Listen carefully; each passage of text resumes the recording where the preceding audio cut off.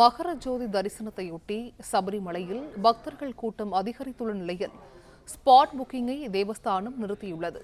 இது குறித்த முழு விவரங்களையும் நம்ம செய்தியாளர் சதாம் வழங்க கேட்கலாம். சதாம், வணக்கம். இது தொடர்பான விவரங்கள். வணக்கம். அதாவது மகர விளக்கு மண்டல பூஜைக்காக தற்போது சபரிமலை நடை திறக்கப்பட்டுள்ள தினமும் ஆயிரக்கணக்கான பக்தர்கள் சாமி தரிசனம் செய்வதற்காக சபரிமலைக்கு வந்த வண்ணம் உள்ளனர். இந்த நிலையில் வரும் 15ஆம் தேதி சபரிமலையில் மகர ஜோதி சிறப்பு பூஜைகள் நடைபெற உள்ள நிலையில் தற்போது நாள் ஒன்றுக்கு 1 லட்சத்துக்கு மேற்பட்ட ஐயப்ப பக்தர்கள் சாமி தரிசனம் செய்வதற்காக வந்த வண்ணம் உள்ளனர்.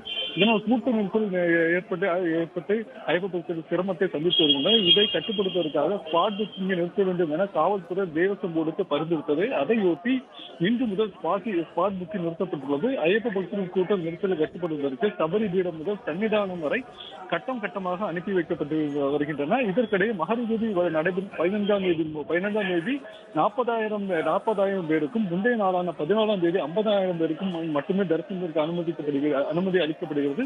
தொடர்ந்து பக்தர்கள் கூட்டத்தை கட்டுப்படுத்துவதற்கு காவல்துறையினரும் தேசிய பேரிடர் மீட்புப் படையினர் ஈடுபட்டு வருகின்றனர். தற்போது நாளுக்கு நாள் பக்தர்கள் சாமி தரிசனம் செய்வதற்காக பக்தர்கள் கூட்டம் அதிக அளவில் காணப்பட்டு வருகிறது.